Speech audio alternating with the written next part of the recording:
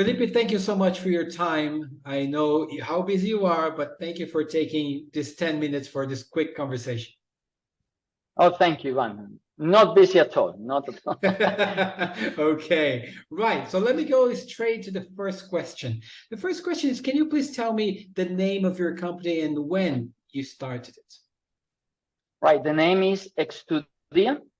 We started back in 2011, 2012. We used to be called Mundo Experiencias, but we changed the brand at that time. Okay, so it's like it's 10 years now, going 11 years, right, on the road. It's been 10 years. It's been 10 years. I was, as you know, I was in education before, so it's more than 10 years now. More than 10 years altogether. It's many years actually. Right. We are young and naive, but it's been a while. Okay. Felipe, and how did you start working with international? I mean, you have so many talents. You could do anything, but why international education? Well, thank you for the. I have many talents. Well, it's a funny story. I'm a chemical engineering, and I did an MBA, and I specialize in international business. So I started working in logistics, and then import, export, all those kind of things. And I decided that I needed to have a better English level if I wanted to be in logistics. So I end up studying in UK, and to make a long story short, I started working for the school that I was studying at reception, and within a couple of years, I end up being part of the board of directors. So in that school, that's the reason why before I told you that it's been a while. So I used to manage the all the welfare for the students at the time. We have like 20 receptionists, including managers, IT for the school, also compliances, and everything related with decisions at board level, pricing, accommodation, deferred income, all those kind of things.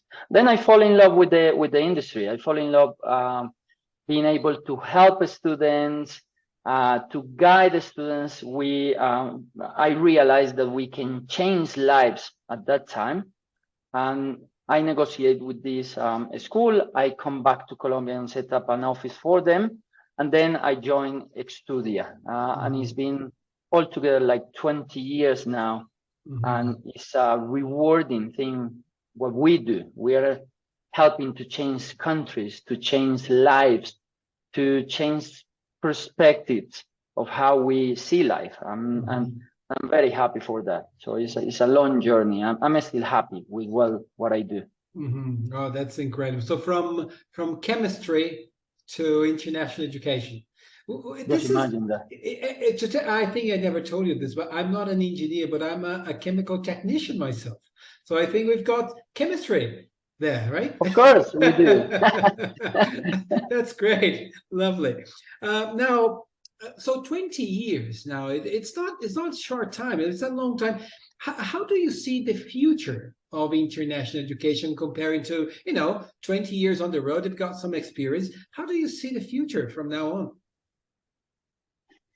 Well, I think it's the future from what perspective, because it could be the future from a school point of view, from an agent point of view, of a student's point of view. I think as a general matter, I think students will carry on studying abroad. I think even if they got the right English level, every time in our countries, especially in Latin America, we need to be more prepared. Every time when the time passes, students at the schools got or will master one language, probably English, probably French, and they will go to study higher education. So I think languages won't disappear. They will be there for a long time, but in my opinion, I think English as a second language is going to drop a little bit. Because schools are doing a great job on being bilingual, local schools over here. Okay.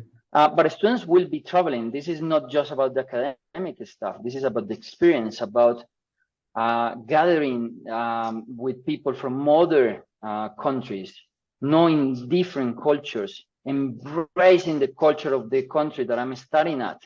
And that is the experience. So academic experience and experience will be there, but the products will transform, in my opinion. I think higher education will grow, pathway courses will grow, and I'm talking about the future of 3 to 5 years. Sure. Online courses will grow, and it's going to be a transformation, in my opinion, about the opening of another different countries. For example, in Latin America, for Colombians, UK, students do not need visa for courses up to 6 months now. So hopefully, if that will remain, we are going to have more people traveling to another destinations different to Canada and Australia. But I think in terms of destinations, Canada and Australia will be the top for the next 3 to 5 years.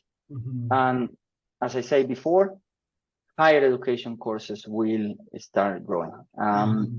We'll have some competition from platforms, schools or universities doing B2C. And if you are watching, let me remind you that agents are very important in these supply chains for the students.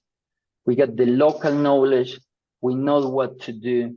So hopefully it's going to be a B2B always between schools and agents, so we can deliver, we can inform and help the students thoroughly in the whole process. But I also see some competition that wasn't there before. But bright, interesting. Okay. Bright future. Okay, a bright future. This is good.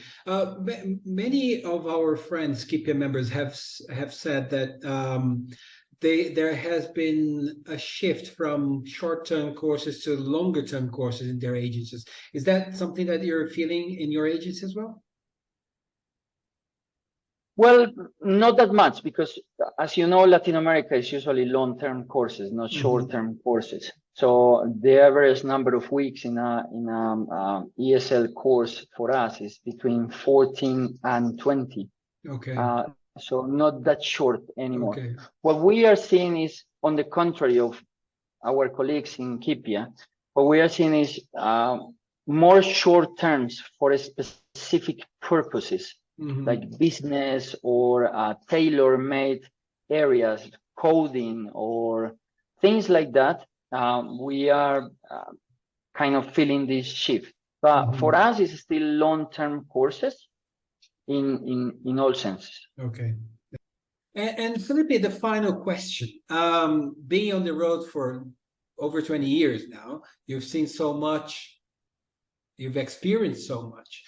Is there one thing that you've learned and that you'd like to share with us? Something that we could, take to our lives and, have, learn from you? What would you like to share with us? Well, I think it's not just one thing. I think especially on the last 3 years, we have learned a lot of things, And I will mention a couple of them. We have to understand that there are certain circumstances that we cannot control. So when we cannot control the circumstances, we should never give up. We should try to keep on working to make sure that what we think is going to work, or the strategy that we lay and we create, is delivered, even if sometimes things are difficult or are not going the way that we believe they are. So we have to be consistent and have a great attitude towards these kind of things. The things that we can control, we have to measure them, we have to check them, and we have to reroute them if they are not working in the way that they should.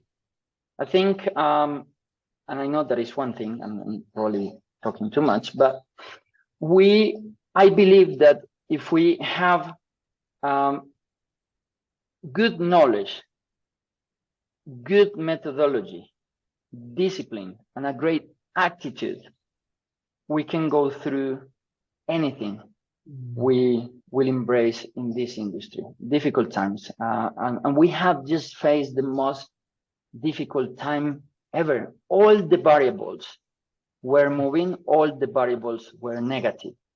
So that's my share. I don't know if it will help, but never give up. Okay, no, it's absolutely precious what you said. We have been through different, very difficult times, and I think those who had this kind of attitude are still standing, and they will, you know, whatever, no matter what happens, they will keep standing. So yeah, lovely. Felipe, thank you so much again for your time. It was great. I always learned a lot when I talk to you. And safe travels wherever you go. And I hope we can meet in person in a very short time again. Absolutely, we will. Thank you, Ivan, for inviting me, and hope to see you very soon, to see everyone very soon. Thank you. Brilliant. Thank you very much. Bye-bye. Bye.